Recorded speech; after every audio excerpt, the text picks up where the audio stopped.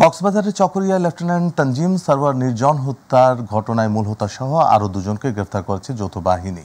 শনিবার ভোরে চকরিয়া উপজেলার মধ্যম কাহারিয়া ঘোনা এলাকা থেকে তাদের গ্রেফতার করা হয় বলে জানিয়েছেন র্যাব 15 কক্সবাজার ব্যাটালিয়নের জ্যেষ্ঠ সহকারী পরিচালক ও অতিরিক্ত পুলিশ সুপার মোহাম্মদ আবুল কালাম চৌধুরী।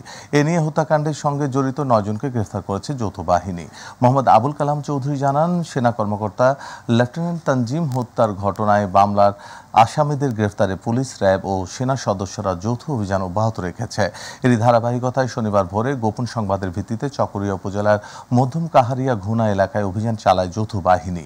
অভিযানে চাঞ্চল্যকর ঘটনার মূল হোতা নাসির উদ্দিন সহ হত্যাকাণ্ডে জড়িত তার সহযোগী এনামকে গ্রেফতার করা হয়। তাদের কাছ থেকে 2টি দেশীয় আগ্নেয়াস্ত্র ও 3 রাউন্ড গুলি উদ্ধার করা হয়।